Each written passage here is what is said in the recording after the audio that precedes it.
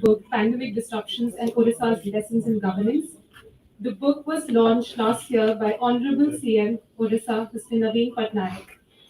We are here today to have a discussion around the book and see and cover all the sectors that Dr. Patnaik very vividly wrote about during the pandemic years. I would like to take this opportunity to welcome Mrs. Renu Kaul Verma, MD, Vitasta Publication, and also would want to extend our warmest regards to her for being a part of this journey of the publication of Dr. Patnaik's book and being very, very patient with us through the whole process. Ma'am, I would want you to please come on the podium and share your thoughts of working with Dr. Patnaik on this book.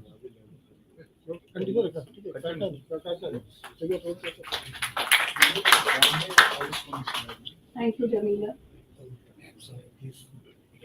Uh, Kartikeya Sharma ji is not here. Oh, he's here. Namaskar. Uh, Shri Vivek Devaroy, Shri Arun Naira, Ms. Vandana Prasad, Rajesh Mahapatra, distinguished guests, ladies and gentlemen. Namaskar and a very good evening to you. 3 years ago, in this very month of March, we had our first experience of complete lockdown. Even today, I can feel that fear, the uncertainty. Everything seemed so unreal. On a personal note, I lost someone very dear to me, my mother in law, who passed away in April 2021. In fact, we all lost someone during those days. Not only did we have personal tragedies, the pandemic also exposed the strengths and weaknesses of our systems of governance and highlighted the importance of effective leadership and decision making. Today, I would like to believe that we are past the pandemic, but each time we let our guard down, the virus raises its ugly head. The cases are rising again, and the fear is back. What gives me hope is that even in those terrible times, there were people who were working hard to overcome the many challenges. People like Dr. Amar Patnaik and others who worked tirelessly to create some normalcy out of the chaos. The Odisha government's handling of the COVID crisis has been applauded nationally as well as globally. And it has given me great satisfaction to have been able to document Odisha's fight against COVID with this timely book. This book is an important contribution to the ongoing dialogue about the impact of COVID-19 pandemic on governance policy. I hope that this session here will provide an opportunity for us to engage in a fruitful discussion about lessons learned from the pandemic and the path forward for governance and public policy. Thank you, Dr. Patnaik, for giving me this opportunity. Thank you. Thank you, Renu ma'am, for these words. I would now like to call Dr. Patnaik on the podium, the man of the moment, a former career bureaucrat, a man who needs no introduction, a current member of parliament, a leader in every sense of the word, my mentor, Mr. Dr. Amar Patnaik.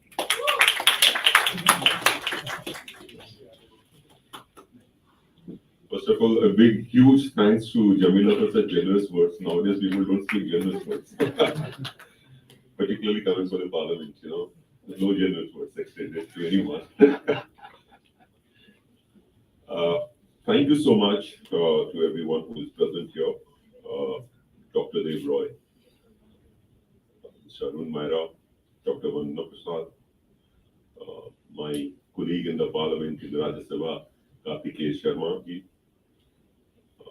other member colleagues who are from the Lok Sabha and Rajya Sabha, A.D. Singh ji, and very revered member from the Lok Sabha who has been there with me in all many committees together we have worked.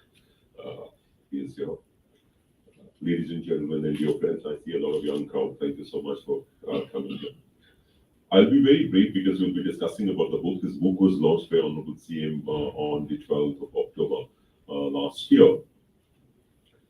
Uh, I would just take a brief, I'll make a brief introduction about how this came about, because this is an anthology of essays that have been written during the pandemic years. During it actually started, I remember I was in a guest house because after reaching from Delhi, the last day the flight was, I think that was the last flight from Parliament.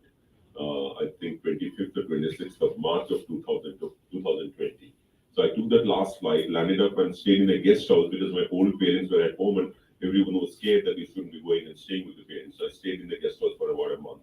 So during that time, I started writing this. What was the experience? There was a huge hard lockdown everywhere in Bhubaneswar itself.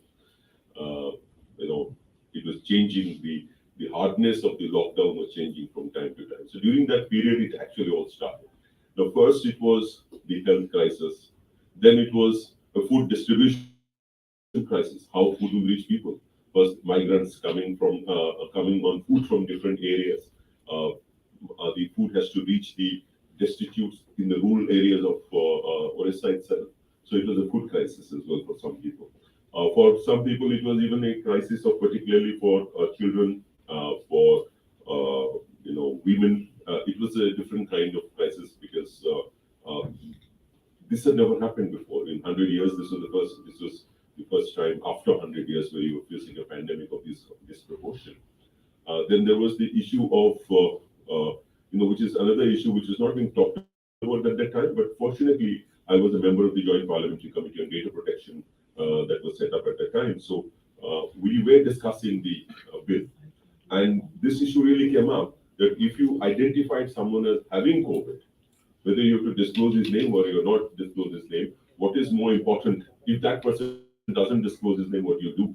What is more important is right to privacy or right to life of a whole population of a state or a city this is also what I have written in this book.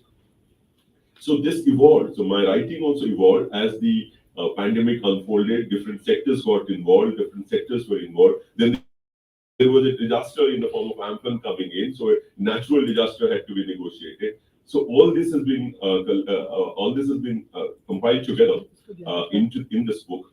Writing had been there from before, but of course we have tried to make it. This book actually gives a view of what happened at that time, as dates have been mentioned, months have been mentioned. When months change, with every passing month, the response was becoming different from the government because the government was learning also at the same time. A huge thing which has come up in this book, which Odisha successfully negotiated this pandemic only because of its handling of the earlier natural disasters. It had very successfully handled the natural disasters. It used the same regime of governance, same regime of community resilience, building community resilience, first by having community buy-in through various narratives that was being delivered to them from time to time using television. That experience really helped, and this has been captured, and this was well appreciated globally. And then when it came to vaccination, again, there were various issues involved. What is the rate? Who will come first? Who will come second? Will there be vaccine resistance, hesitancy to take the vaccine? So these aspects also have been covered. So this book is, even though the title says pandemic disruption, so it is not pandemic disruptions only in the area of health. Pandemic disruptions in the area of education, pandemic disruptions in the area of food distribution, pandemic disruptions in the area of giving under separate schemes benefits to pregnant mothers and children, to have child marriages going up, how it was negotiated, migrants coming in, how it was negotiated, then the vaccination drive came, but at the same time the economy has to go on. So what were the sectors that were kept open? How did Odisha supply oxygen to the rest of the country when the situation so demanded? Because thank you, sir. So this is all have been discussed in this book in different articles, and today I'm happy that the panel is here to discuss this book. The other aspect which is also covered in this book is a little bit of, since it's a compilation, I thought that I'll also give a little bit of a couple of articles relating to what was happening in the world. What was happening in the world was Afghanistan was seeing the peak of the turmoil. The women there after the Taliban took over were facing a different kind of problem suddenly. And even though there was the pandemic was global. It affected Afghanistan as well during the turmoil that was happening. So some of these articles are there. And the overall framework which was used in Odisha, which we call as the 5T framework. I have explained this in the book, but it is starting T is transparency, second one is teamwork, third one is technology. Another T is timeliness, leading to transformation. Now, this is the growth agenda that Odisha is following in all areas. The learning point came from the pandemic. We realized that there are issues relating to primary health, but then we just can't keep on cribbing about it, but something has to be done to transform the system. And this is what is being done. Something has to be done to transform the educational system, particularly primary education and children's access to mobile and smartphones, because education was getting affected very badly. So the book covers many of these issues where this particular framework has been used as a response, as an implementation response to the pandemic in various sectoral areas. So the lessons in governance are not just confined to health, but different sectors and different areas. As we discussed, I'm sure the honorable panelists have gone through the book. I know many suggestions will come from them. This is my first book, which I wrote, was an institutional asymmetry, power asymmetry, and in the context of rural India. This was by Palgrave Macmillan, Institutional Change and Power Asymmetry in the Context of Rural India. It's available in Amazon as well. So there it was a highly dense discussion of how things do not happen at the field level because of asymmetries. If I link these two books and think about the governance style, I realize that this book is actually an evidence of my theorization over there, that if you really want to bring about transformational change, then it has to be bottom up. It has to be in a way where there is community takes precedence. Community has the largest buy-in and therefore develops resilience. Why Odisha has been successful in disaster management and has been talked about everywhere from Kashmir to Kanyakumari. Wherever I've gone in parliamentary committees, when I went to Kashmir, people were asking me about the Odisha's handling of disaster management and our Chief Minister, Amar Patnaik. It is because going through several of those disasters, the community was empowered with knowledge, with practice, with experience, and with confidence to deal with it in a manner that they became resilient.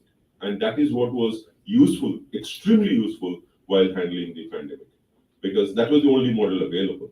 If you would remember, the Government of India is using the National Disaster Management Act to basically issue guidelines. So we were already expert in that, and our Chief Minister Naveen Patnaik took the lead in this. And some of these practices were followed by other states as well.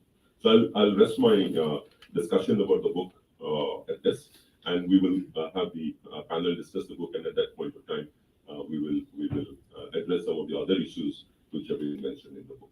Thank you so much for coming to the event. I am also having another discussion on the book on the 10th of April, tentatively at Bhubaneswar, where we will have it more in the local language. Thank you so much.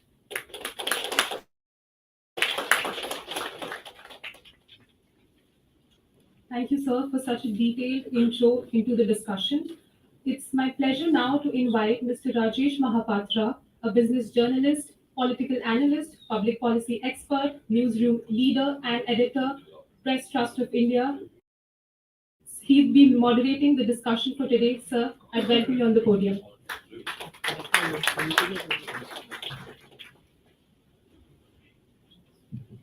Thank you. Thank you very much, and congratulations once again, Amar Babu, for bringing this book out. I think, a lot of bad things happen during the pandemic, but a lot of good things also happen during the pandemic. One of the good things that the pandemic did, it left people with a lot of time to think and be creative And I think in the foreword, Mr. Jairam Ramesh very aptly says that in these 2 years, through his writings, Dr. Amar Patnaik really emerged as a thought leader. And then there are disciplined career bureaucrats turned politicians, and then there are lazy journalists like me. He wrote and he put all those books. He created a theme, he created a thread, and he came out with a book. We just write and we forget about it. So, congratulations once again. And the second thing that I just wanted to comment that this book kind of covers a very wide canvas. You talk about technology, you talk about data protection, you talk about environment, you talk about health care, you talk about economy, you touch upon a very important subject of the time, which is federal relations. And I think it's just, you know, in fitness of things that we have had the panel today that we have. So that, all of these, we have actually experts who can touch upon each of these dimensions, can do justice to each of these dimensions. Without much ado, let me start inviting the panel of experts. Let me begin with Professor Vivek Lebroy to come to the stage. He needs no introduction. Long distinguished career as economist, policymaker, and planner. Dr. Lebroy was a member of the Niti Aayog, and now he heads the Prime Minister's Economic Advisory Council. Dr. Lebroy.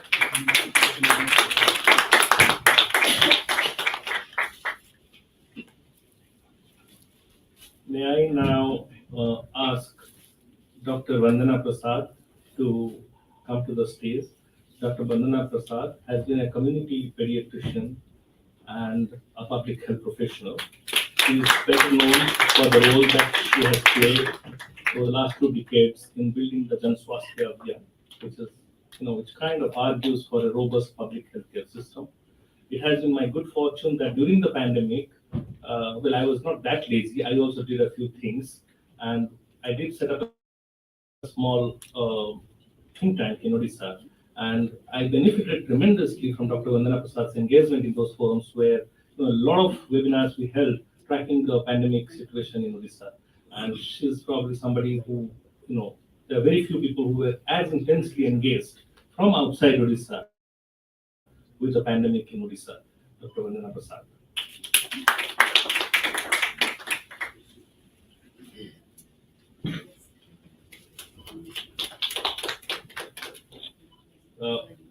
May I request Mr. Arun Maira to come to the stage. Once again, Mr. Maira also needs no introduction, a former member of Planning Commission, spearheaded the Boston Consulting Group in India. He's been a policymaker, planner, thinker, and is associated with a host of institutions. And more importantly, he's also here today for the intensity and of engagement that he had with particularly Amar Babu's writings and what was happening during the pandemic. Dr. Maira. Last but not the least, the youngest member of the panel, Mr. Kartikeya Sharma. Kartikeya is a media baron at a very young age. He heads a group of news publications that includes the popular NewsX channel, India News, Rajya Samaj, and several other regional channels.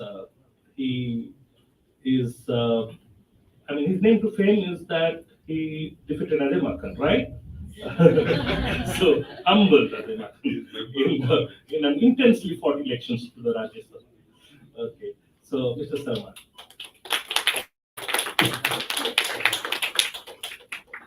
Okay, we are going to. Dr. Lebroy has to leave at 7, so I'm trying to. We'll essentially get the panel of experts to go through 3 rounds. So I'm trying to somehow get Dr. Lebroy to stay on for the second round. So I'll start with him. The first round, we're just going to collect the initial thoughts of each of our panelists, and then we will, in the subsequent rounds, we will go into more details, specific details magic details. Professor Detroit, why don't you want to come here? Yes, and Yeah, I know. I just like a teacher, you always like to stand no, and that speak. part I want to hang on to this. For a reason I will tell you in a minute.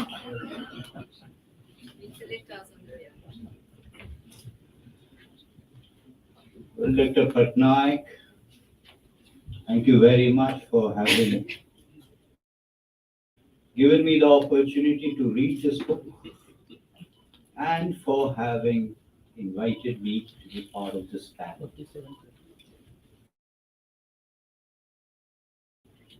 I have which you are not aware of, which is that people invite me as a panelist to one of their book launches, and because of what I say, they do not invite me to any subsequent book launches. Which is why I am hanging on to this, because I suspect I will not get one in the future. COVID. As was mentioned initially, all of us went through difficult times during COVID. Some of us were individually infected. Almost all of us lost near ones, dear ones. It was a very traumatic experience during the second phase in particular. There are many kinds of dire prognosis. Millions would die in India. India would never be able to develop its vaccine. India would never be able to vaccinate its population, so on and so forth. All of that, in retrospect, has been proved wrong. And particularly if you normalize for population, India has done remarkably well. Health is completely a state subject. Under the Epidemic Diseases Act, the Union government has limited powers except what is done at the border. So the fact that we were successful, whether it's in terms of handling the exogenous shock of COVID, or whether it's in terms of handling the lockdown and the subsequent economic recovery, that's a function of what states have done. There have been books written about how India handled COVID. In the collection edited by P.K. Mishra and N.K. Singh, there is an essay by P.K. Mishra. There is the book by Gandhi Modi called A Nation to Protect. And of course, there is that remarkable story of Dharavi. But to the best of my knowledge, other than the Dharavi one, this is the only one that is focused on a state. The first one, at least, I think that's focused on a state. The title is slightly misleading, by the way, because as Dr. Patnaik himself said, it is not just only about pandemic. Probably the publisher chose that title because COVID sells everywhere. There is much more as revealed in the subtitle. Why did I say, Dr. Patnaik, you will regret it? Two reasons. Firstly, I think the publisher has been very, very sloppy. Every publisher does a decent job of copy editing, as I'm sure you've experienced with Macmillan. You've yourself done a PhD which has been published in the form of a book. You do not have references in the text which you do not find any mention in the book anywhere. So I see Bhandari et al. 2010, and I have no idea what Bhandari et al. 2010 means. There is no bibliography. There is no reference to Bhandari at all. Anyway, Azim Premji study. I find no reference to it anywhere. So basic editorial requirements have not been done. Dr. Patnaik, if I may say so, and I have the liberty of saying so because I'm standing here, this is a very lazy book.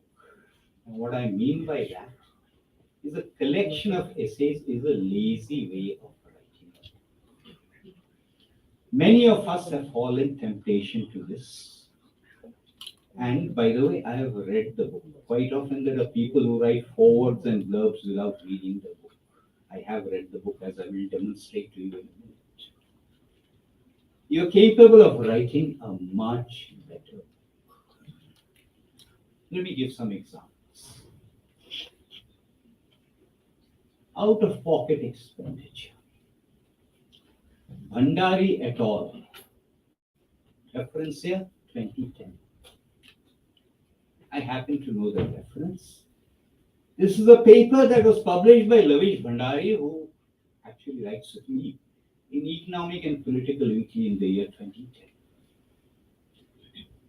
Data for 2004-2005, the 60th round of the NSS. If I'm going to write a book and I expect to be taken seriously, I can do better than that. In the year 2023, or in a book published in 2022, I can do better than citing data from 2004-2005. There have been plenty of studies. Azim Premji. A lot has been written about what COVID did in terms of people dropping below the poverty line, what it did in terms of income inequality. A lot of people have written about it. Some of this comes out in the National Family Health Survey, the 5th round, half of which happened right in the middle of pandemic. Is there any reference to that in this? No. The UNDP recently brought out a multi-dimensional poverty index where it said 415 million people in India in the last couple of decades, in the last 15 years or so, have risen above the poverty line. The World Bank estimates that purely because of COVID, around 50 million people in India may have dropped below the poverty line. Yet what do I have? I have a Azim Premji study. No harm quoting the Azim Premji study. But as any researcher, and you are one, would do, would be also to tell the reader that the Azim Premji study was only for 1 quarter. And I can certainly not generalize on the effect of a COVID pandemic. Was only for 1 quarter and was administered to exactly 2,778 respondents. On that, should I generalize about India? I certainly should not. Now, instances like those, and I can multiply them. The problem is this book, apart from what I said about a collection, I think not being published in this form, it needed serious updating. The decriminalization part of it, it's already happened. So it should no longer say the finance minister had promised it, it's happened.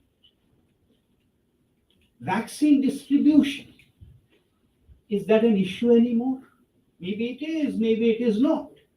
So I would say that this needed serious updating, referencing, stylistic improvements, which any young researcher would have done.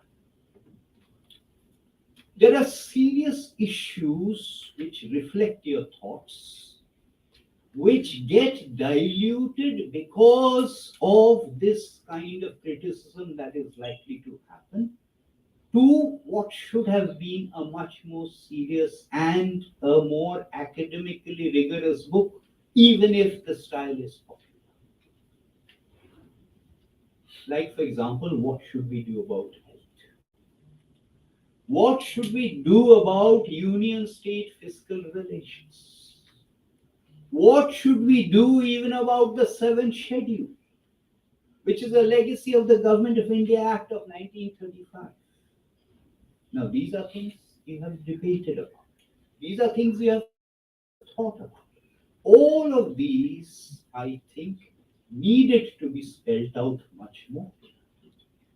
And I think this book should have been redone completely. Hence, my submission to you, please write another book. Please invite me as a panelist. You give me the book or you don't give me the book. Thank you very much. You give us some more time, no?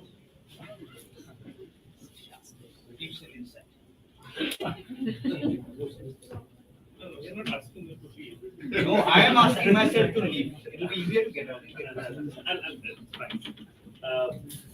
No, I think all that was said, and knowing Dr. Amar Patnaik, we've all taken up as constructive criticism and duly incorporated, hoping that if a revised version of the book has to come out, we'll talk a bit more about it later. I'll respond to this. Yeah, we will talk about it. Well, I do. May I now go over to Dr. Vandana Prasad and seek her initial thoughts. Firstly, Rajesh, thank you so much for inviting me to this very erudite and very influential panel. I'm really, I'm not sure that I belong here because neither influential nor eminent in the way that the rest of the panel is, but thank you so much. It provided the opportunity to read this book to some extent, not fully page to page. And it's a pleasure to be here because Odisha means a lot to me. I've been working in the south of Odisha for about 5 years now, quite intensely with the Department of Tribal, the Tribal Department as well as Women and Child Development. And I hold Odisha very dear. I think there's a lot the world, the country most certainly, and the world at large can learn from Odisha. And perhaps there will be other, arenas to talk about that. But just before I start about the book, I think it's very important to say from what standpoint I'm viewing the book now. I mean, I'm not looking at the book even as a book. I'm not looking at the book written by a researcher or an academic. I teach epidemiology these days, but I'm not looking at it from the point of view of the rigor of the book as an academic piece. I'm seeing this as somebody, a member of the more or less ordinary citizenry of this country that does not, I don't occupy the corridors of power except when sometimes asked for advice and where sometimes spaces, emerge for experts and activists and workers like myself to engage with the government. We are getting a sense of what is happening in the, as I said, the corridors of power in decision-making bodies in the parliament from the outside. And for us, for me, therefore, somebody very engaged with this country, with public policy in this country, with public health policy in this country, from the outside, looking on from the outside, this book has been extremely refreshing. I'm in the unusual situation of defending something because I'm usually critiquing. That's my job as an activist on the outside, to critique. We critique all governments, all public health work, because we think there's so far to go and somebody has got to do it. So we help where we can, and we always do critique when we need to. So I do want to say a few things about the tone of the book, therefore. It's refreshing because, in a context where it's become very difficult to speak the truth, except in the most cautious of terms.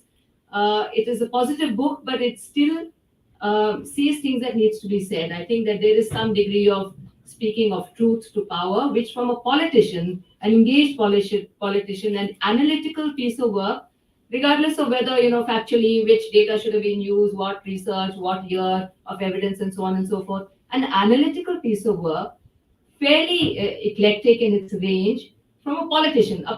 Now, we're not seeing that kind of, we're not seeing this kind of language on the outside. We really are not.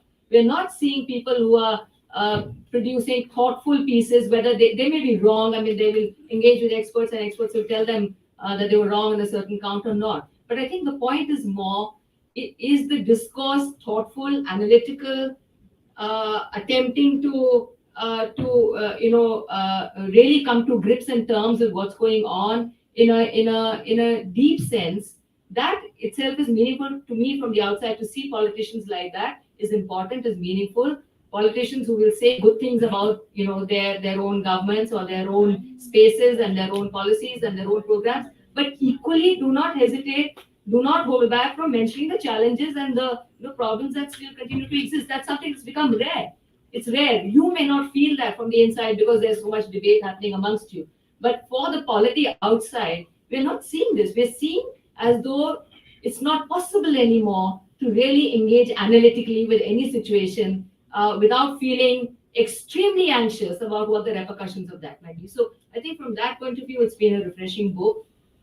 Like I said, I feel that it has a progressive tone, it has an analytical tone, and it doesn't hold back from many of the more difficult challenges and problems that still exist. I specifically read, of course, the public health and the first 3 chapters because it was public health, it was children. I'm a child rights person. I briefly occupied some place in the National Commission for Protection of Child Rights as a member. I also read the piece about the lessons to be learned from Odisha. So the one thing that I would like to congratulate the author on is that I think the approach in the public health piece is, it's almost written like a public health person.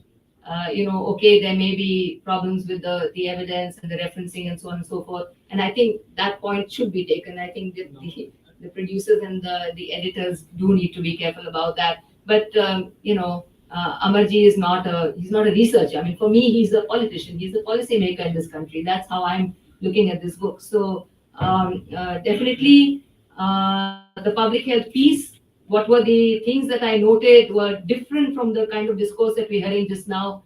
It has a systems approach, which is really very important, I think, to this country to continue to speak with the systems approach rather than a very individualized understanding of public health that's coming about in terms of, individual responsibility, individual duty, but not really looking at system strengthening in the way that the country really should be. I mean, we're not doing it.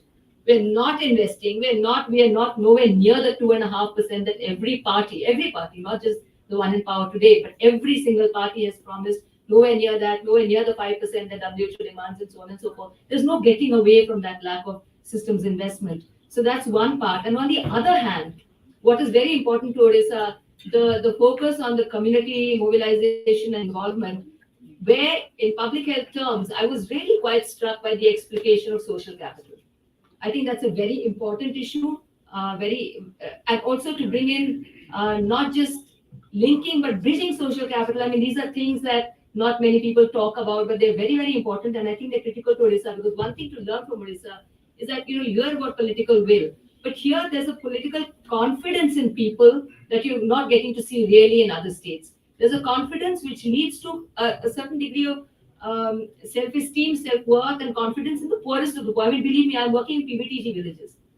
There is still a sense of ownership or connection between urban Odisha, Bhubaneswar, and rural areas in Odisha. There's still some connection between the poorest of the poor, feeling that the government is still somewhere their own, rather than people to fear or people to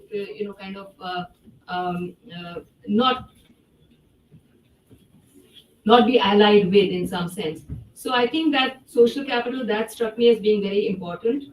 I did want to say some things about, and of course, the focus on SHGs, but perhaps more needs to be said about gender, because I think that remains, even though SHGs have been used very successfully in Odisha as compared to the rest of the country where they simply don't exist. But is it truly gender transformative? I think that remains a question for many of us to really think about how SHGs might be might be becoming a very utilitarian kind of aspect of Odisha governance. So some emerging concerns that I think don't figure yet are obesity, the rise. You do talk of the rise of NCTs, but when you speak of malnutrition, the other spectrum of that, and I think Odisha is really in danger in some of those areas. When you speak of data, Amarji, data protection and privacy, very important. Thank you for talking about that. But at the same time, there's also data fudging. There's also a push, which is a lot of it is to do with central push from, for example, the portion tracker.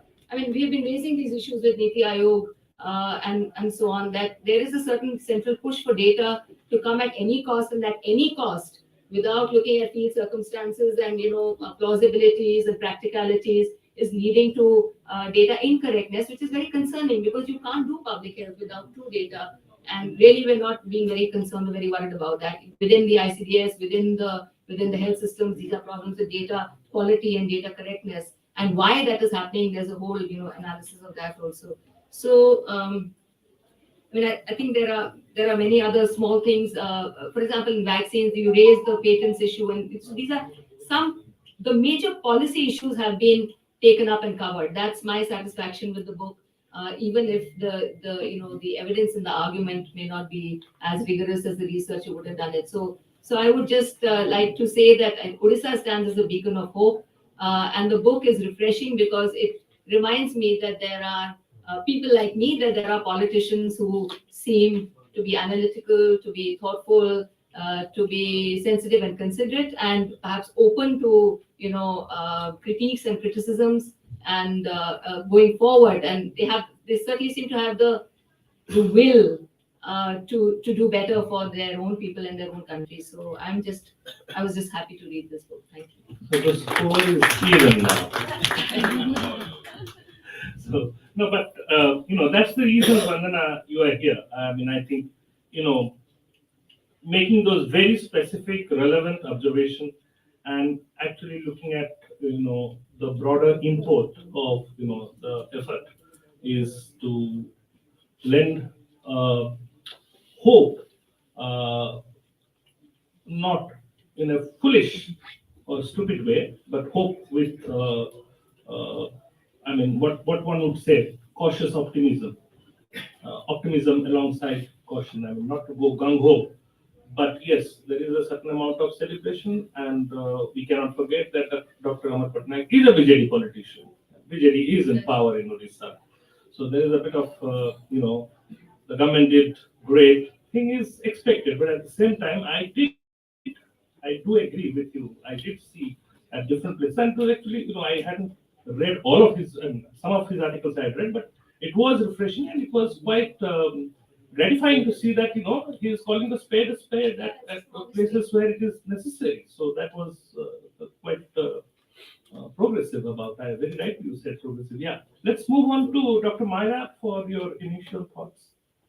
Thank you so much, Vivek. I'm sorry he's left because yes, he's introduced the thought about quality of the book. Okay. Now I read books to get an idea out of the book. If I look at a painting, the technique of the painting, there are many different techniques that one can use to convey an idea in painting. And I frankly don't start criticizing the brushstrokes of the painter and why the red was next to the yellow. What's the idea? And this book has a very powerful idea in it. Yes. And before I say what that idea is, you said you're taking the perspective of children, and I'm going to take the perspective of very old people. We have said that in the pandemic, you mentioned older people. Sorry about your loss, Vivek also. The most vulnerable people in the pandemic were older people. So if you want to know, like you go down in a mine, a coal mine, sort of the health of the environment in the coal mine, you put a canary in it, this delicate bird. And if that suffers, then you know there's danger. So in the pandemic, whether older people suffered more or less was a good indicator for the quality of the systems of the society. Okay. So I am chairman of Helpage International, coming to you. As I say myself personally in the so-called third chapter of my life, it is said that the first chapter of one's life, and old Vivek is not here, but I know Vedic systems would also say that, is when you are like a child learning. Then you come to the second chapter where you're performing. And the performance is within the forms of the society or the economy. You have to play formal roles in the given form of the society or the, nowadays we call it economy. And the third chapter is when you sort of move on and you start becoming, let me say, reflective, and you really look back and learn what you did not learn and should have learned, and what you had learned indeed. It is a wisening up that happens in the third chapter of the life. And we had, during the pandemic, my organization, Elpage International, been checking about which countries of the world were able to take care of their older people best. At the same time, being like, you looked at me when you were critical of the Niti Aayog. I'm not central. You earlier. I was planning commission many years ago, but that was my beef with the planning commission. We were too central, we were too economics, which Vivek still is. And the point is that we also had to look, therefore, during the pandemic about how many people actually died because of the health side, and economy, how much it was disrupted. It had to be so. So when you look at these two criteria, let me say, the health effects, people dying, getting infected, and also economic disruption, which country did the best in the world? The country that has done the best in the world during the pandemic by the composite system health indicators was Vietnam. And being familiar with the approach that various countries have been taking before the pandemic for years towards older people, Vietnam had a very unusual system that older people, we have formed women's associations like many people have done. Vietnam has women's associations, but specifically in the constitution, it is required that there will be provision made in every village town to enable older people to meet and to discuss. It's like we used to have under the village trees, Battingham, Monty and you get the wisdom out of the older people. So there was a resilience in the community, and it was shown that because you were taking care, you thought, of the older people, they were also taking care of the condition of the system, pointing out before that. And this enabled Vietnam in every respect, meaning the economic disruptions in the villages and the towns, as well as the public health disruptions. It was a poorer country, didn't have access to the sort of vaccine development we can, to have come out in the world's best. We don't hear these stories, we hear about New Zealand, isolated. It's not this. So I come to saying what was the lesson from Vietnam, and this is I want to come to India, and your book is so timely and powerful to me. India is into the third chapter also. Our first chapter was after independence, but there was a general consensus about what sort of country and which direction we are going. Then there was a hiatus, there was a disruption. This was, let's say, the early Nehru years. And in mid-1960s and after that with Indira Gandhi, there was a confusion in the country. Then again, we settled into the second chapter, which started in late 1980s, 1990s going on, which is a consensus about the form of an economy. It's mostly not economy, sorry, we forgot society, the form of the economy. It's a global idea. If you get your economy right and everything else will be all right. So we've been in that second chapter. The whole world is going through a disruption in the last few years. And the whole world needs to go into its third chapter of sort of wisdom to go back to realizing that the foundations of an economy are society, our communities. And so in my research, since leaving the planning commission, but it arose in the planning commission, I said, we are getting it all wrong. We're trying to, with economists and top down and instruct the states. We keep saying that federal is the least of it. We've said that it has to be local, village and town communities. We are far from that. We're still debating about federal structure and Supreme Court powers. And by institution, we talk about this forms of institutions at this level. Institutions are really how people live their lives, and that's on the ground. So the solution, and by the way, the point again is that you can't say that the solution from the center for Odisha can be the same as for Kashmir. Even as you mentioned, the sort of environmental disasters that Kashmir has have nothing to do with the ocean. You have. But there is something which enables resilience to come into the community. Be well researched. And what is that? It comes down to, as you said, the community is socially bonded. It is most aware about the vulnerabilities in its own system. So when the community is resilient, the system is resilient in terms of its knowledge and its actions. So given this, every community, every country must find its own solutions. Within large countries like ours, every state must find its own solutions. And like you said in Odisha, I'm sure that in the forest areas and in the coastal areas, each community is in charge, or hopefully getting more and more in charge. So the solution to the global systemic problem, we have a COVID pandemic problem, we have an economic problem, environmental problem, is local community solutions made and implemented by communities is the solution. This is the solution to global systemic problems. We're trying to find solutions to climate change by people with the science of climate, trying to find a solution for everybody. I'm a scientist. I've now become a system scientist. And in complex adaptive systems, the only solution to the health of the whole system is local community solutions. And they will be different everywhere. There are certain principles of enabling communities to form their own solutions. So that's what I've got. And that's the third chapter of your book. I found that third chapter, coincidentally, I said the third chapter of India, third chapter of my life is the third chapter of your book. It's about communities. It's about solidarity in communities. It's about women being at the heart of solidarity in communities. And there's a reason. And your young colleagues here, the women, I say, look, we're getting it all wrong when we say we want to have more women participate in the economy. Which economy? The formal economy. We want them to give up being a woman and start being like a man, dressing in like a man in the offices nowadays. Talk like a man, be bold like a man, judge you to be as effective as a man. Those institutions are defunct, I'm saying. Our corporate institutions are not capable.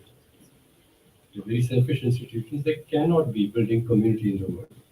And even forms of government, which are hierarchical, patriarchal, cannot be the solution for the world. We need to have community solutions in which the same women have to be naturally, and so please include the older people also.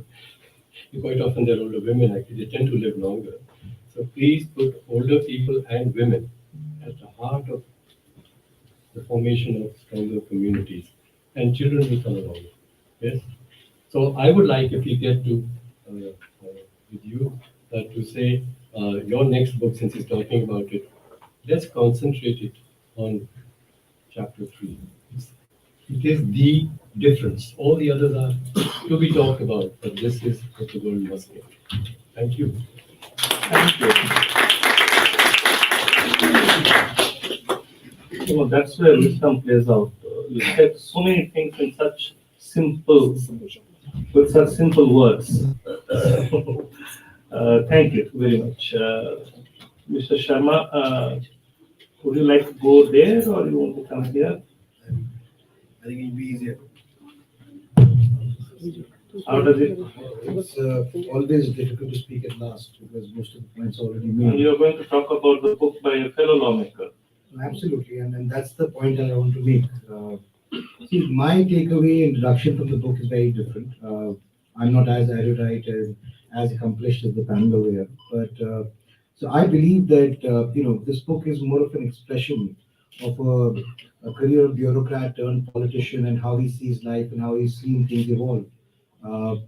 Be it the government, be it the public administration machinery, how they responded, and perhaps I think the other unlucky or lucky ones to see the pandemic in our lifetime, since some a pandemic of this size and scale doesn't happen very frequently. So for me, it's a learning. The way the book has been quite accessible. It's an easy read, and he's sharing his thoughts, his learnings, and that's how I take it because I believe that we all learn. And I'll just expand on what Arunji said. That learning is something that it goes through different phases of our life. I think it very aptly talks about a couple of things. The public-private partnerships, the enterprise, the solution, the task force. I haven't read the book from cover to cover, but I've read certain chapters. But the way the government had an approach, a mindset towards the problem at hand, there wasn't a lot of precedent to tackle with the problem. And how would the administration go about it? You know, do they know how they use their ability, what they have used in the past for the natural calamities and disasters that have come into place. Uh, I think also I'd like to critique some aspects, of course.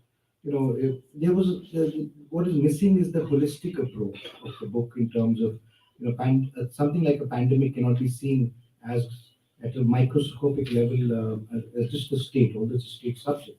I mean, there were a lot of things which are missed out. I didn't find a mention of the world's largest food security program anywhere, you know, which continues something of that size and scale, which has continued for the last 3 years almost now, and some other financial impacts and so on and so forth. But having said that, I mean, the book talks about limitations of the infrastructure or public administration, about what things need to be done in terms of how to approach the problems in the future. But it doesn't really talk about, you know, how the problem was everyone's problem, and the macro issues that have affected it. So I hope you can, you know, look at that part. But other than that, I do definitely see it as a something that is a learning experience, and then you shared your learning experience through your writings, through the book, and there are many aspects that need to be taken for even lawmakers, policymakers, people in administrative positions, how to deal with certain situations that come about. Whether it was about you know, the way the government interacted and tied up with WHO for increasing testing and so on and so forth. These are smaller things but have a larger impact when you are juxtaposed to a situation like this. So, you know, my only piece of advice would be that you need to take a holistic and a macro perspective as well when you write a book on such a topic.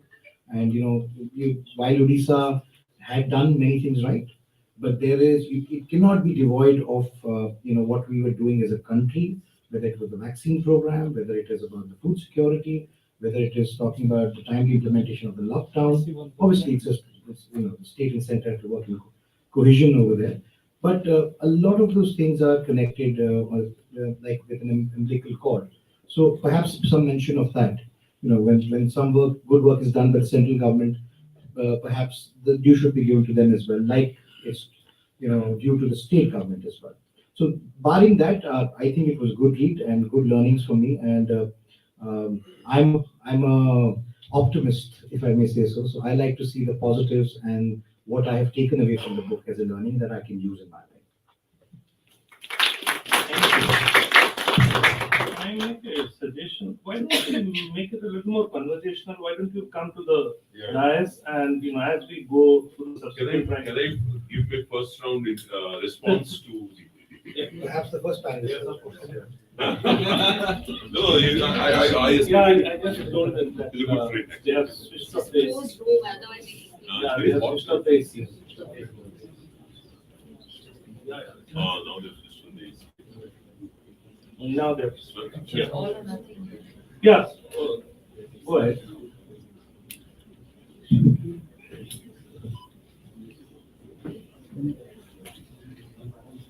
So thank you so much. You know, I will, of course, respond to both the criticisms as well as the points which requires deeper delving into at a future point of time. Before I say anything about Dr. Vivek Devra, I must tell you this, that we are family friends. We are extremely close. Okay. So let me make that thing. But I must say that I think he didn't have the time. I contacted him when he was in Guwahati. He did not really want to come, but I forced him to come because I really admired his, scholarship, and therefore I requested him, and that's where to rush because he used to go to Gurgaon. So he said I can only stay for till 7 o'clock. But what he missed out probably is that he didn't really go through the first page of the book. He probably went through the other parts of the book. This book is a culmination of various essays that I wrote on pertinent contemporary issues that emerged in India during the pandemic years 2021 and 2021-22. It is a series of essays which have been written at that particular point of time. the isolation wards which have been set up or required to be augmented. I can't, the situation doesn't arise now. How do I update now? If I update now, then I don't really capture that moment. And that is where he has missed completely. If I update the data now, then it is a completely different picture. What I am trying to reflect in this book is what was the situation prevailing, because now people will not understand what was the first lockdown until we move, until the first wave lockdown, until we saw the second wave. Now, who will capture in posterity, if you want to capture certain portions, how do you know that? If you update everything, then how do you capture history? So that is where I think he missed out, because he didn't really go through this, that since the pandemic struck the world, after the second sentence says the pandemic struck the world, many features emerged which needed to be analyzed to understand where India stood in the world. This is also to what my friend Karthik has said. In many of the articles, one does write that India is responding very well. And of course, I have to write about Odisha because I feel like writing about Odisha. I can't write about Maharashtra. I don't know enough about Maharashtra. In case I do know more about Kerala, I'll probably write one day because I've been posted there in Kerala. But I have mentioned about Kerala at some places because I was posted there. So this is a real life experiences. I am not theoretical at all here. I am not pretending to be a researcher, academic book, as you were saying, the referencing. My first book was full of references, and that was only consigned to the libraries of the world. So I really didn't want that, and therefore I take his advice very seriously. But this is the point which I, of course, since he's not here, I'll tell him later that this. It is just like if you are doing a court case, you have a chronology of events. You write from what happened in particular day, particular year, because then you explain to the court that this is what happened at that point of time, which may not be the situation at a later point of time. And this book was only that, and that's why it's an anthology of essays. It's not a continuous commentary on the history of how it was dealt with over a period of time. And therefore, there are some issues which have been missed out. Very rightly, Madam has said, Dr. Vandana Prasad has said, Arun Mehra did say that the third chapter should have been elaborated upon. Karthik has said. No, I didn't say that. Oh, no, you said that this is not okay. What he said is that should be. No, he said it should be my future. Yeah, I correct myself. Thank you so much. So the point is, there are some things which I may have missed out because I may not have written. I may not have had the understanding to write on those things. But not that they were not important. They would have been important. This is only a limited reflection of certain things on which I chose to write at that point of time, capturing that particular days or months, events. I did not deliberately, I'm repeating it, did not deliberately choose to update those figures because they existed at that point of time. The National Health Family Survey is the latest 2021 is already out. I can also update it. So but then I will not really get that picture. Let's try to spend our time today on what the book has in it rather than what it doesn't have. So what it doesn't have, can always be an endless list. And it's always good to leave out things because they give you another opportunity to come up with the book. So let's just, I want to bring you all back to a few things that I think we should, because,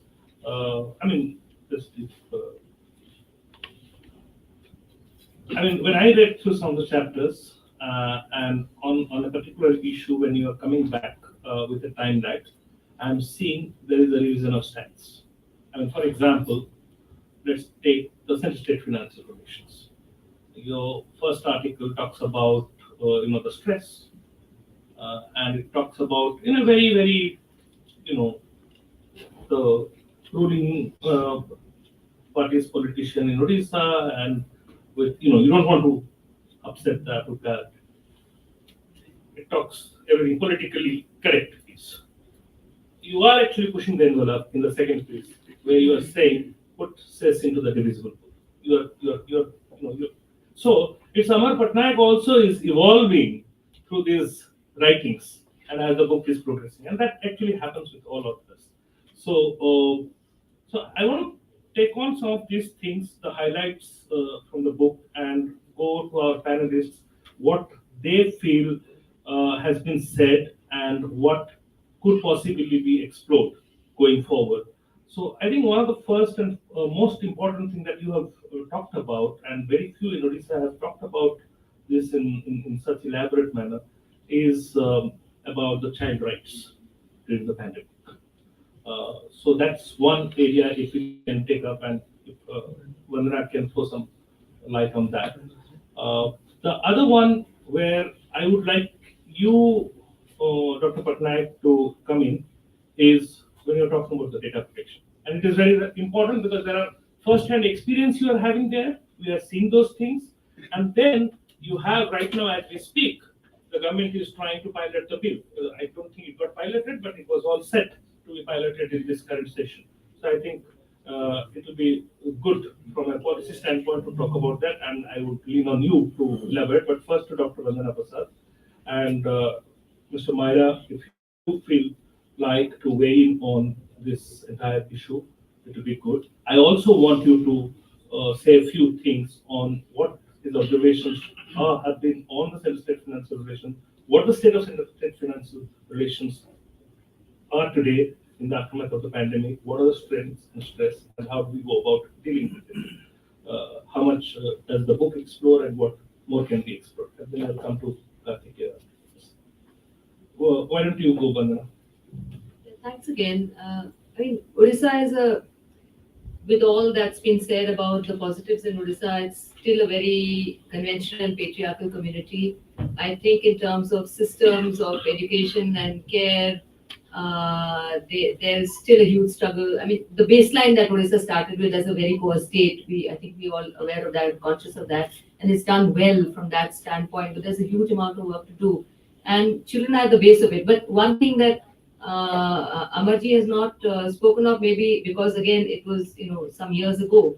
But one thing that Odisha is beginning to show the rest of the country is also its focus on early childhood care and development. And that is the fundament at which we need to be working and investing in human resources in development, the overall development of a country. Every development piece understands early childhood to be the fundament where it's going to happen. And Odisha is really in the process of launching almost a campaign for childcare, because we must recognize that all poor women, they are working women, whether they're working in their fields, in their homes, with their animals, or going to Dungar and working something to the tune of, time use studies are very rare, but from 12 to 16 to 18 hours a day. And children have to grow up in that domain. And who compensates is older siblings, who then their schooling is compromised and so on and so forth. Many times the elders, but in urban slums, which, urban poverty is now huge, not getting that kind of care. And really, it should not be left to elders to fulfill roles that require a huge amount of time and energy to do successfully. And so malnutrition continues to be a problem. Childcare continues to be a problem. Child labor, to some extent, informal, continues to be a problem, and so on and so forth. So there are many issues with child rights in the state of Odisha and in the country, perhaps even more so in many other states. I mean, with less concern perhaps than Odisha faces. So I think that Odisha's current focus on early childhood care, these are very incipient and new trends in policy that we're seeing, but they're really worth keeping a finger on and supporting this in many different ways. We're seeing this in, through DMF funds in Hon'ble areas, because funding opportunities are better. Parallel funding opportunities are better as compared to in the WCD, where there is a certain grip on central funds and central schemes like the creche programs, National Creche Scheme, and so on, are fairly restrictive in their ability to really fulfill the needs of a particular community. So I think that's one part of the story. I think child rights are very intensely linked to women's rights. And the woman-child dyad is the invisible, space in which women's empowerment is very critical, and women's time, women's energy, women's own health and nutrition, which again, I think Odisha needs to be looking at some of these things. But more and more, I mean, for me as a social analyst of policy, I think labor issues are critical, Rajesh. And nowhere in the country am I seeing that kind of focus, and I found it somewhat missing here as well. I mean, we were speaking of the central government's many contributions. I think the PDS, we're trying to save it against many, onslaughts, and it's a very valuable thing. The midday meal, the ICDS, very, very valuable central programs, no doubt. There were very major issues of the lockdown that no politician has acknowledged so far. A lockdown that's announced in a 4-hour period of time. Did we ever hear an apology to our laborers for that? We didn't. Currently, what is the situation of even the informal sector of, women workers? We speak of women's empowerment, but we have a captive, set of women who are working as ASHA, working as Anganwadi workers, and not getting, decent wages, not getting a living wage. But we don't hear acknowledgement from the political scenario, from that part of the system, which is the informal care economy. And 90% of, I would say maybe 100% of our poor working in the informal economy. So what is happening to labor rights in the informal economy? And child rights are, you cannot divorce, in my opinion, child rights from that. You have raised many critical issues of child protection, which are important, and I think trafficking and so on, not so much from Odisha as perhaps from Jharkhand and other states, but still child labor in areas, and the quality of education is, I think, something that really needs much better focus. You did speak of primary education as being very important, but I think that schools in remote areas really suffering from lack of care and lack of attention, where perhaps other governments, like I think Delhi state government has done perhaps something that we can be learning from. So I just stop it. Right. So would you like to come in on the data protection? Look, I want to again comment. You're going down into the details. I'm saying please look at the bigger picture. The problem that we have in the world and in India is the architecture of how the system can govern itself, how the system governs itself. Okay? All those are details, and this subject, education, that subject, data. How do we govern these issues? We've got a crisis of governance globally, and we don't have a crisis of governance in the country, but we do have it because we're not getting the outcomes that we want. Well, the We challenge have a breakdown of governance, but we have an intellectual crisis of the right form of governance. And I said earlier to some friends we were talking here that, look, we talk about governance and institutions about, like I said, whether the Supreme Court has the right or the Parliament has the right to do all this. We again get the top view. But actual governance, like in democracy, is by the people. It's not for the people, of the people, it's by the people. And this is missing. What would be the appropriate form, architecture of governance, which would be democratic? And I said earlier, it's not a matter of democracy as the norm, that they should be having the right to do it. That's the only way it will be done. Because that's where the reality comes to the ground. And when you divide things into subjects, this is you would have done the research in India. In every village of India, there are probably 300 or 400 schemes. Half the states, half the center. There's a khichdi there. The people don't even know what is supposed to be done for them. The people at the functionary levels also don't know what the others are doing, or if they do know, then they're going to concentrate on their silos and what they are charged to do with their budgets. And when we've got our philanthropic organizations coming into the kitchen, they're also specialized. I'm going to concentrate on the education part. I'm going to concentrate on something with some global best practice, research wisdom on that. It makes the khichdi even worse. So there is all this waste of financial resources, philanthropic resources, our own budgetary resources, local resources, and knowledge resources. It's not coming together. Let us say the complex systems theory, which I say is the science we need much more of, has to be applied in economics, most of all, and in society generally. The enlightenment that the world has come through since the European Enlightenment is one about fragmenting knowledge, about also researching from the top. You get the right data about the whole thing, like Vivek is saying. Get it right, and then by looking at the data, somehow you'll find the solution. And the solution will be a universal solution. And Niti Aayog, Planning Commission even worse. We want to compare the states over time and amongst each other, because that's the way we think scientifically you can know what the solution is. And so we want standard data. So as you said about stories, I mean, some things then were relevant they are not to be considered now. Okay, so it's a story which evolves. So to learn, each situation must learn for itself, and we must learn how situations learn. It's not about the data and comparisons, but our economists want to say which state is doing better. I'm saying that state is doing better, which is improving the fastest. And therefore, I would say there are studies here, and they are in India, about India. Recently, the ORF, along with PwC, has done a terrific study as part of the G20 to bring to the G20 think tanks in the T20 process that, the South and India particularly has something to say. And what is that title of the study? Climate, Community and Cooperation. And I read it all. 70 pages, nicely done. Nice pictures. In terms of publishing, no one could find an error in it. It's all these citations right and numbers right. But it's citing Odisha once again in the question of resilience. That story again. No, it's a story, and I don't care whether you say how many people actually died in the cyclone 30, 40 years ago. I know it was much more. We were alarmed. It's very little now. That's enough. How did it happen? The story of how it happens can't be a series of numbers. It is a narrative like you write a book, which is a story, and then you get it. Yeah, I can't get things through numbers. I can't get complex change stories through numbers at all. So the way we learn, researchers in economics and everywhere, but economics becomes so bad, it has to be through mathematics. And we're talking about society. You can't convert people into numbers. Into numbers.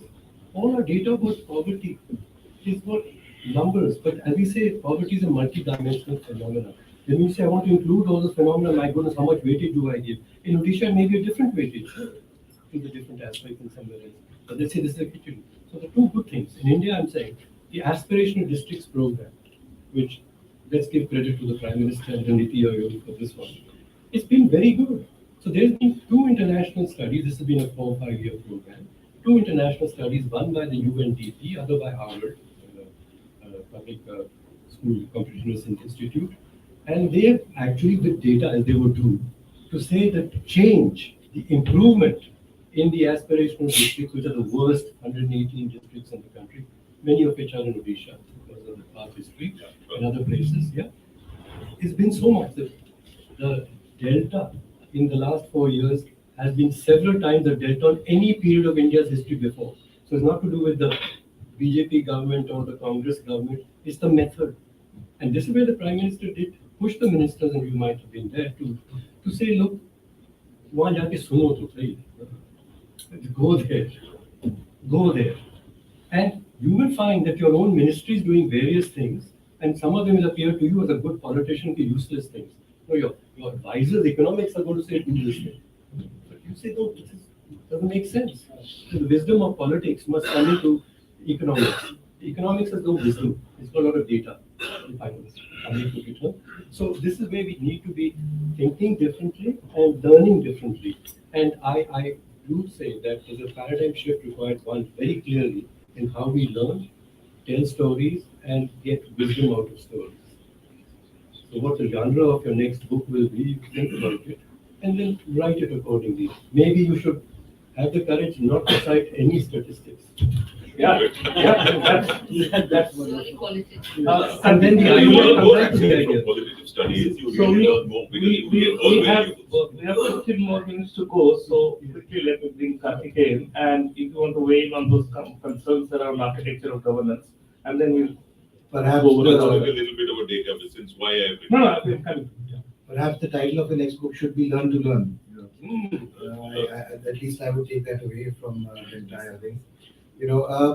I think as a coming from the media and being a younger lawmaker and still studying and realizing my job, this is my third session that I'm in. I think for me it's about experiences, it's about learning, it's about adapting, it's about I think the advantage over here that he brings on from his perspective per se is that when you're a bureaucrat and you turn into a politician, you understand the gaps of the realities and the pitfalls that lie. And when you pen down these articles, essays in different points of time as well, you look at it from a particular context. That is what at least what I have deduced from your book so far. I would also say that, one of the most important takeaways is not about data, like Arunji said. It's about getting the fundamentals right, the approach right. I think whether it's about the state government or the central government, there were certain things which were done in the right time, the right manner, by the central government and the state government. There are costs to bear, there are social costs, there are other costs to bear, of course.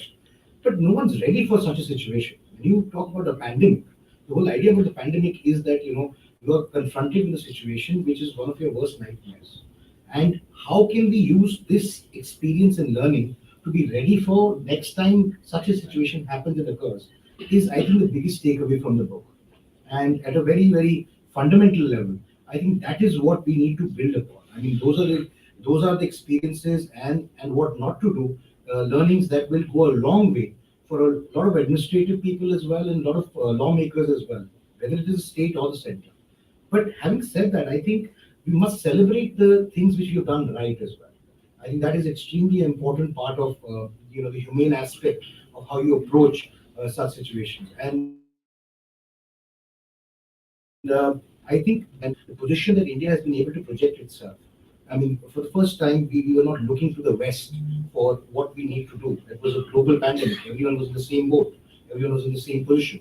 So the ability to rise to that occasion, I mean, the resilience India as a country showed, or resilience Odisha as a state showed, is something definitely to talk about, whether it's in the book or, I would recommend Dr. Patnaik, and that's an open offer, and we will not ask you for data. You please do write in the Sunday Guardian, and we will publish your articles over there, because I feel that you are trying to make a change and bring about a difference in the most positive sense, and we would love to encourage that. A lot of learnings for me as well. I think we really need to be more informed about what we are talking about as lawmakers. I happen to be on the Communications and IT Committee, and we've had about five meetings so far. And we touched upon data protection, we touched upon a multitude of issues. But when you look at the size and the scale and the magnitude of the problems that lie, and these are not problems which are really akin to us.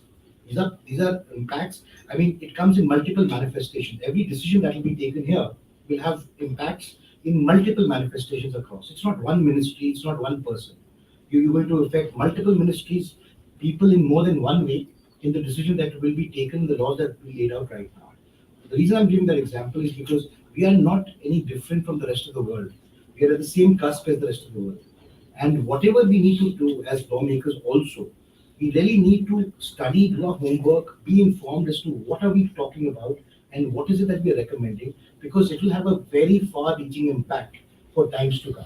So, just to sum it up, I think that's my deduction from the book, and I'd be happy to publish your material, sir. Very happy to do so, as long as that positivity continues. Yes. Very well said. Thank you.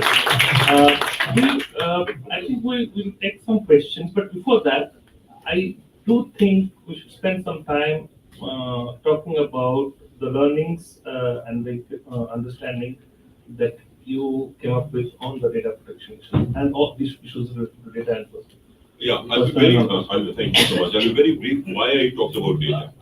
Because during the pandemic, for the first time, we moved completely into a situation where data, a lot of our activities which were earlier being done physically, got to be done through a process which was either online, digitally capturing data.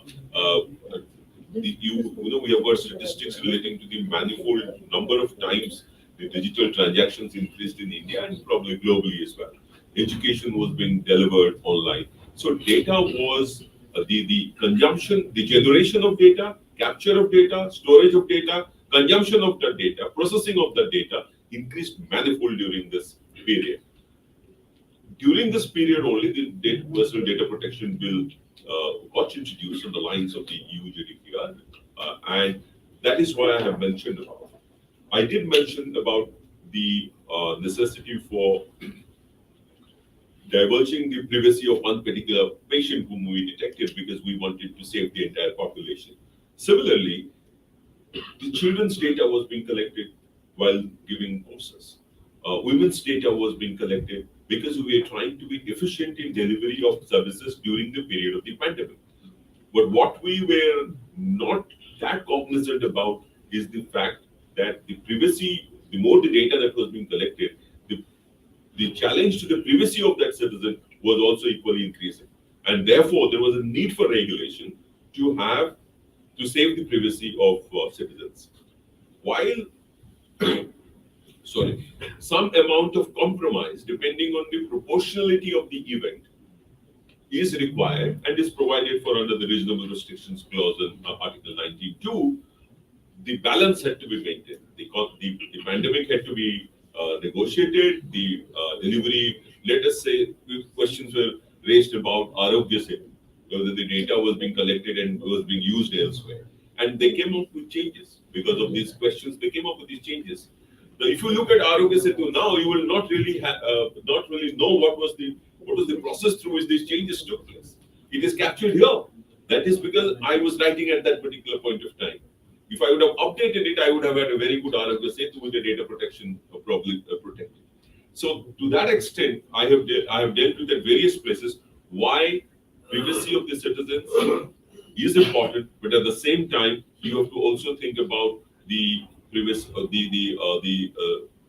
the necessity of the governments to deliver service to a larger section of people. So what you basically say is that public interest sometimes, in very simplistic terms, takes precedence over the right to privacy of individual citizens in certain situations. But it has to be proportional, it has to be legitimate. This is what the Purtasolu judgment says. So this is in brief is about data, but you are right. What Dr. Bandra Prasad was saying about the data governance structure. Now, the government of India is working on a data governance structure. I have written an article that India's data capture itself, which happens at the primary level. You see, you get those death rates during the pandemic. What is the system? The system I have described. A sarpanch reports the data, and then it gets collected at a block level and then at the district level and gets reported.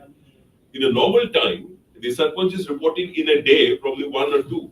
But during the second wave, when so many people were dying, was the data being accurate? Was it being real time? It cannot be.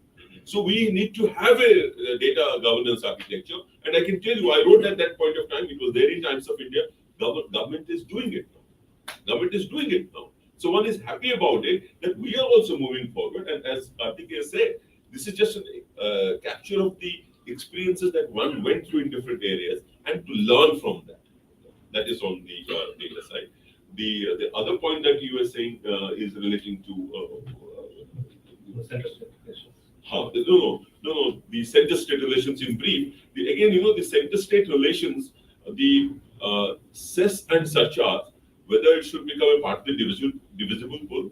Now, that thought came at that time because, Dr. Vivek Devara started with one sentence: health is a state subject. This is the line in answer to every parliamentary question when it is uncomfortable. Agriculture is also a state subject. Education, primary education is also a state subject. So does it mean that the states will have to deal with it without any resources? So that is why you see the context, as Karthikeya said, the context is important. You have to understand the context. Now, under the current system of governance or the current architecture of devolution of resources between center and states, the cess and surcharge are to be collected by the center as per an article of the Constitution. It's not that the government can change it. It has to be amended. So this has been brought forward here. This is issue which has been highlighted. This cannot be solved by Government of India alone or by the states alone. Probably a broader consensus has to evolve. Many states are talking about lack of resources to handle critical areas of education, health, which are placed in the state subjects. So the idea is, as I said, to get the broad picture, to know these are the areas of concern which we faced during the pandemic, and going forward, we should actually be addressing them so that we get things right, things proper. Maybe new laws come in, maybe old laws get they're amended. Now we talked about decriminalization. Dr. Vivek Devara was saying that now it has come. Yes, it has come now through a bill. But I was writing it 2 years ago, and there, even now, I was just trying to read that particular portion regarding decriminalization. The last line of that particular article says, until the courts are made efficient are made more efficient, the purpose of decriminalizing offences will be defeated and will hurt the banking system and the very business environment that the government seeks to improve by bringing in such dilution. Even for fools now, even after passing of the bill, the same thing will happen. The delivery of justice has to be fast, prompt, and for that, somewhere else the problem is, and that has to be changed. You have to understand in that context. Right? Thank you. I see a lot of young faces. If you have a question, you have the first right of refusal before I go over. And to Arun Mehra sir, that chapter 3, I really will work on that. Because like my first book on institutional change and power asymmetry, mind you, I'm a physics graduate. I only look at numbers. My first speech in parliament, I said I'm a man of numbers. But during my research on institutional economics as to why government programs do fail in the field, or where there are islands of success amidst oceans of failure. The village in which it has been a success, the very next contiguous village is a failure. Why is it that?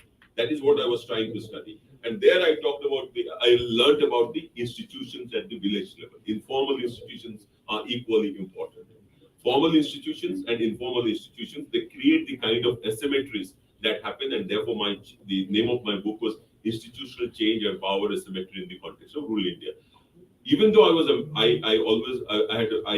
loved numbers, I followed while addressing this question, trying to understand this question, I had to follow an exploratory process of understanding the various stories of various institutional entrepreneurs who brought about change, the village level rural change agents, and how they did the convening of informal and formal institutions to achieve a certain piece of change. That cannot come through numbers. So this was my learning in my PhD. And not to say that I didn't love numbers, I still love numbers because my background is in physics, in economics. But then you learn more. Yeah. We need to wind up. If there are questions, you have a question? Keep it brief, introduce yourself. So we have 5 to 7 minutes, so just be brief. Thank you for this opportunity, Dr. Patnaik. Congratulations on your book. My name is Kazim. I am a tech policy researcher. Sir, one question I have for you is, during the pandemic and even during the vaccination process, we saw India take the opportunity of technology to deliver vaccination for its people, and also the development of Arogya Setu to mitigate or to sort of minimize the spread of COVID. So the question for you, sir, is, in your experience, did you observe and what's your understanding of the opportunity of technology to help mitigate or to sort of reduce the spread of the virus and also to deliver vaccination? What would have been if we did not have the technological tools? And what has been the contribution of such technology to actually reach and help last mile delivery to the people? We'll take all the questions. The gentleman there, I would see the The small group. See, there are two data points. As Mr. Patnaik said, he is quite good in number crunching. One is the death toll, Dr. Maria also said, and second is the financial loss. So if we reflect on what's the death toll percentage, if data is correct, how accurate, what's the veracity of the data? One. Two is the financial loss of Odisha. That will make Odisha stand out in the whole global scenario, like Vietnam scenario.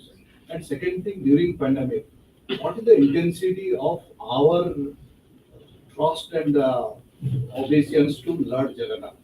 Because the stress management of Odisha people, I believe, is good because people started praying more to the God. Has that impacted something? Is it very in a lighter way? Because people started really praying day in, day out. Otherwise, people were not going to give. Okay, I think we got a question. I must congratulate Dr. Patnaik. In Odisha, I have seen that during the pandemic, the governance, every MP and MLA, they're studying for 24/7 for the work. Even all these MLAs and MPs, they are sitting for the governance.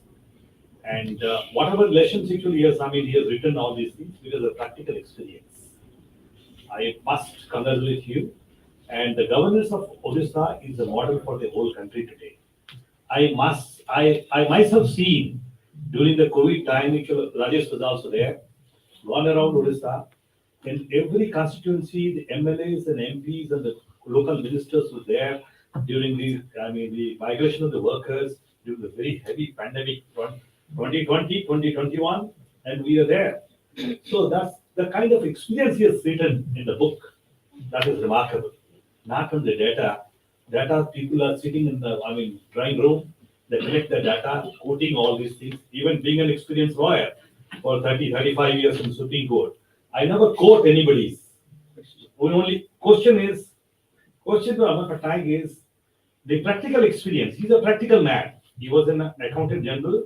He was going to the root of the administration of Odisha during his tenure as an accountant general. So he can tell about during the pandemic, the experience was wonderful. Even for the normal time, what's the good governance? He should write a book on the good governance. Okay, that's a suggestion. Good suggestion. Yeah. I hope It's, you are not on the way to join BJD. Not at all. Not at all. Just check. Not at all. Just check. It's regarding actually justice delivery system you have talked about. Really, this something being a lawyer. My friend, he has told that 35 years in the Supreme Court, same here, almost more than 30 years in the Supreme Court. Justice delivery systems, if you see, it's the dockets of the cases. So we cannot, certainly everything boils out from the Vajra under the constitution, that is the judiciary. They have to make a balance between the executive as well as the lawmakers, legislature. But what happened today? The populations and the number of judges is so low in comparison to other countries, developed countries. You can get the answer very easily. And I don't know when we are going to that proportion. And one thing I like to tell to the House that for 250 years, USA doesn't have changed their number of judges in the Supreme Court of USA, America, from nine judges, 250 years back, today also 9 judges. They never sits in single, double, or any full bench or constitution bench. All 9 judges sits for hearing of a matter. No changes, no new judges. So that's the way we can look forward. Our courts are not there. Good suggestion and intervention. I think we are really running out of time. I would want to. Yeah, Thank you. Thank you for making time.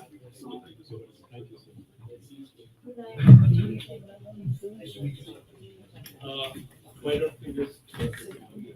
Yeah, I'll just finish this. I think the first question was related to use of technology to address issues during the pandemic, particularly in the issue of testing, treatment, and vaccination subsequently.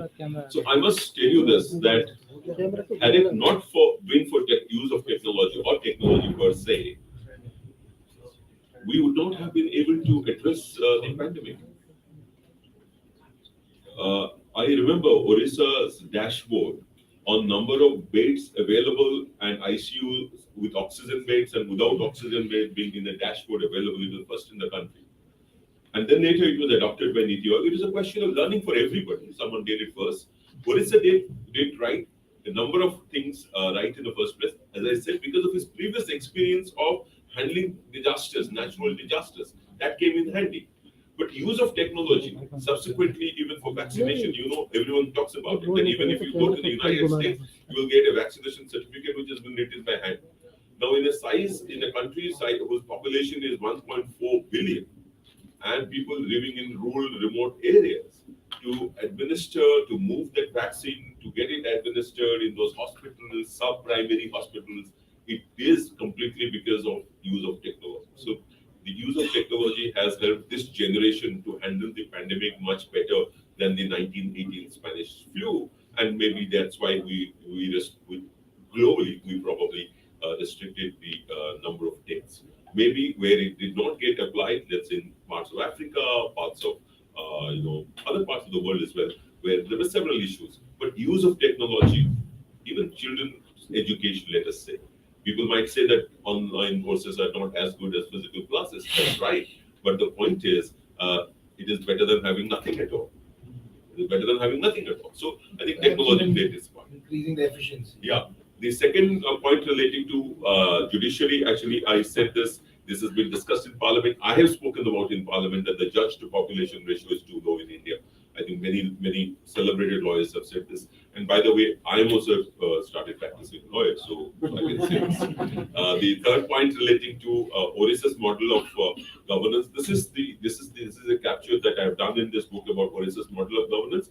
But I have included many other areas as well. I should probably, what you are referring to is just to write about the unique community resilience that has been built in Odisha to handle crisis after crisis by a concerted effort of use of application of, teamwork, technology, transparency, and doing things on time so as to bring about a transformational change. Change can be two types. One is the delta incremental change, another one is a transformative change. So the approaches has to be disruptive. And that is what Odisha followed. Many of the things Odisha probably did for the first time, experimenting with it, and it became successful. I'm sure there could be probably cases which probably didn't do as well. So this book captures some of those areas. It cannot be complete because, as I said, at that point of time, as Dr. Vivek Debre was talking about, at that point of time, forget about data. You could not even have people responding to your telephone calls to give you data. That was the situation during the first wave. And second wave, it made worse. All of us know this. In fact, I'll tell you, I think at that time I've written about democracy in a particular article. That why didn't we move to voting? Estonia, it happens. 48% of votes gets cast through one system in which you don't have to go to a polling booth. This is a transformational thing. We last time discussed in the election commission about remote voting machine. People who can vote remotely. There was a discussion. But I think the next stage when it will come to will be what I have written 20 years ago, or let's say 2 years ago. And that will be voting. Because if you're doing remote voting, then the next stage is that you don't have to, why do you have to carry an EVM machine and call it as RVM? And try to have number of people, presiding officers, so many, this is an expense. So things are evolving. Technology is of course evolving at a much faster pace than our probably as much faster than our thought processes. So this will get captured. I realize that the entire Odisha story is much more than what is covered in this book. But I have done my attempt. I did my little research what was available during those 2 years. My question and Jagannath, you said. Now that two metrics, data points. Data points relating to growth and relating to number of how much has been saved, number of deaths and economic growth. So I really first you have to establish a causal relationship between these two factors, these two variables. I don't know whether I can establish that causal relationship. Why is the We should keep it for. And Jagannath, I agree. In fact, Jaya Jagannath to everybody. Last You need to be a little careful about the claims around financial loss because please remember Odisha is basically a mining extractive state and mining went on full bloom during the pandemic.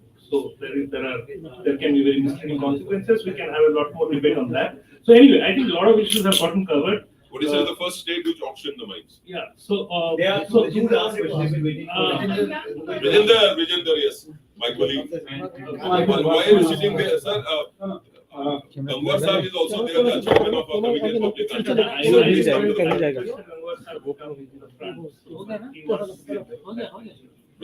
friend from college. He is a MP in the Lok Sabha. Let me congratulate you on your book. Of course, I haven't read it, not so far. So I don't even know whether it's been, the point I have in mind is addressed in the book or not. But since a lot of talk on data was going on, so of course data is very important, especially in a situation of the kind which we had, because there was a sense of denial at all levels, not just during the pandemic, first wave, second wave, subsequently. And the denial I'm referring to is not at just a governmental level. And governments at every level. And when you are asked a question whether anyone has died because of lack of oxygen, and it's not the central government alone. Every government has reported no one died. So I really don't know what data we are relying on. But my question goes beyond this. There was a sense of denial in accepting uh, COVID as a reason for death at the family and societal level. And not just because there was a stigma attached to it. Stigma was only in the first wave and hardly anyone died. The real hit was in the second wave.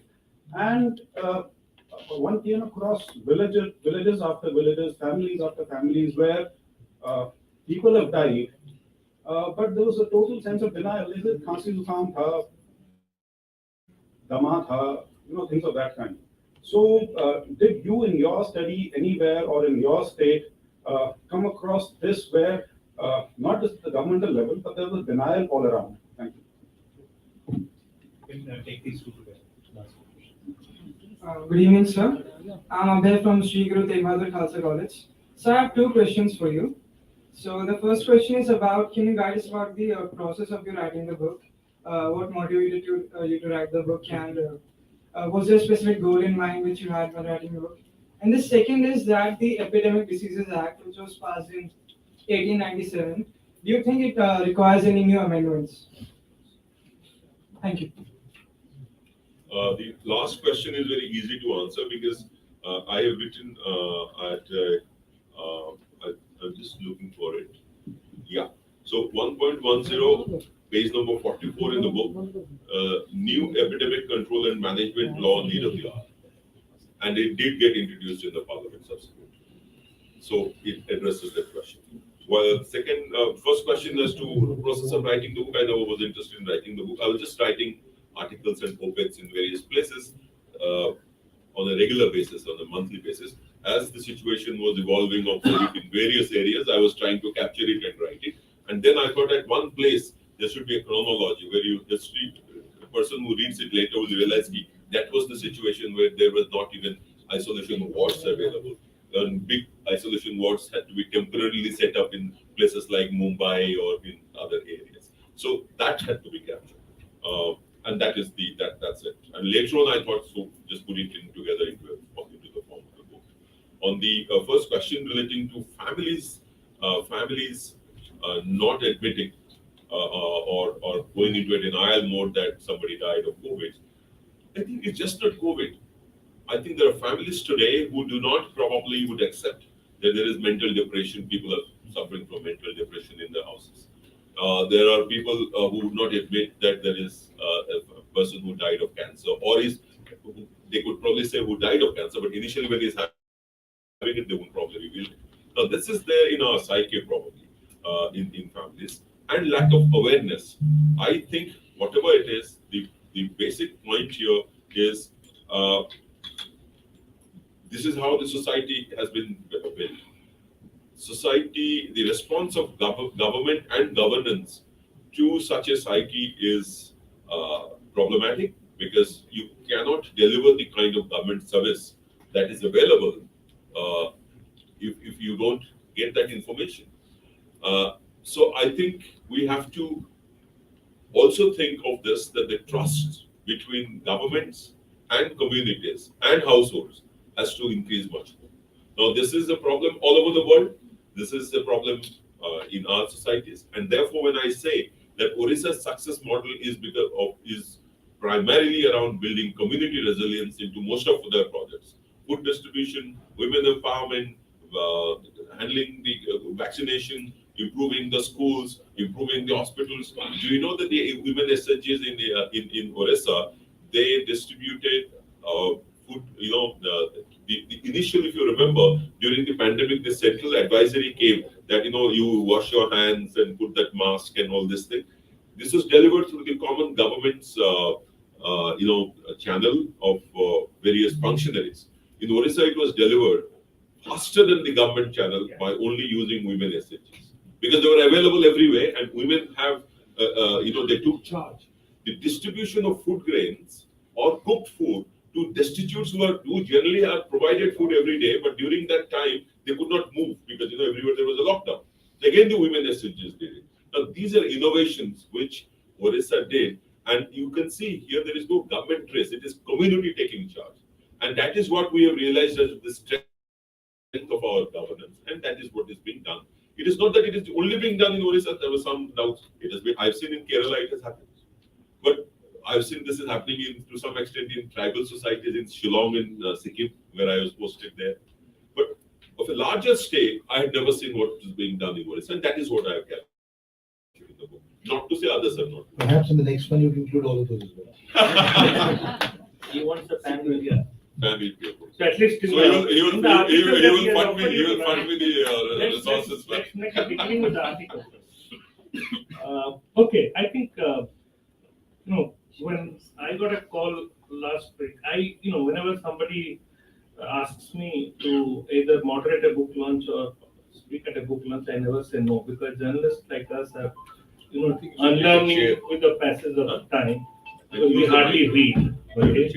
So this kind of forces me to read at least a book. So when he said, and actually that day when he called, that day itself was the book by Dr. Bidhu Mohan. So that was just come out of it. I said, okay, I will read this. I will try to read this book. And I don't want to now hold back. I think we have had a very insightful and engaging discussion on this book, and that too on such a short notice.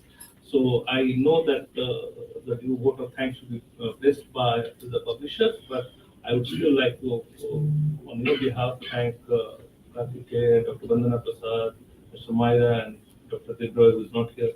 They could make it on such a short notice. And we did cover quite a lot of ground, not that everything has been said, and we can. I want to leave, so having kind of disagreed a bit with Dr. Debroy and having agreed with what Vandana said about the tonality of the book and why it should be treated in a different way, I want to say a few things on that. I think there are three kinds of books we talk about in the process. One are called quickies. Okay, we don't take them seriously. Then the other are the academic work, where you go to the mightiest detail, whether did you take the NWFS latest, or did you take the NSSO data of 2004-5, and what was the margin of error and all that. And then there is something that lies in between, which is quasi-academics, and which is actually the cup of tea for people like you and me, right?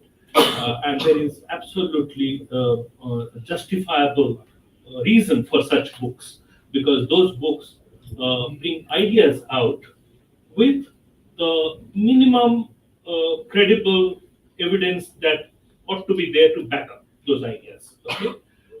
So to that extent, I think one criticism of Dr. Debroy, I think you should incorporate if you get an opportunity to revise this, which is references are a must. Bibliography is a must, even if it was an academic book. I think that has to be there. So actually that justifies, even if you have a data set which is relating to 2004-5, if you actually care to put that bibliography, you would have put it to 2004-5 NSSO, which is incorporated in Lavis Bhandari's 2010 article. I think that criticism should be taken on board and incorporated if there is a reason. The other thing is a suggestion the publisher may consider. For books like these, when you're actually compiling articles that are written at different points in time, and you want to actually let them be as they are, because so that the reader can relate and visualize what is happening there, what you can do, you can have a qualifying postscript. So it is there in the pages. It's been written there. No, I saw in this thing. I think, to some of the things where you are thinking that it requires an update or something is outdated or something has become past tense, like for example, the decriminalization issue came up, right? The postscript could have contained that, this happened, XYZ. That's a suggestion that many publishers do that. If you see Raghuram Rajan's book, What I Do, is written in that style, and it kind of made a very good read. So that's a suggestion. Thank you very much. I think all of you enjoyed. We don't want to hold you back. I can see you have missed a lot of action, Rajiv. Oh, Rajiv, thank you so much. But I can see Kanwasa is sitting there. Mr. Sinha has made it. Sweetbabu is there. All of you, from your busy schedule, you could make time. Now, may I request the publisher to place a formal vote of thanks. But before that, I must thank the panelists, because it was really a short time. When which they agreed to come and participate. And I'm sure they would have gone through the book. If they would have got more time to go through the book, then they would have come up with even a host of more informatives, which I would have addressed. So I realized that a second edition, updated version of the book is probably in order, and that would be done. Thank you. So a lot of action really, but the suggestions are well taken. Although there is in the publisher's note or author's note, we have mentioned that these are the articles that are written in the past, and some where data maybe you might find data obsolete. Anyway, I was suggesting chapter-wise post. that suggestion is well taken, sir. Thank you very much, all of you. It's already 8:15, and I thank the panelists. Yes, it was a short notice, and you all managed to come. Thank you very much. Thank you, Dr. Patnaik, for giving us the opportunity to do this book. I'm really happy. Thank you so much.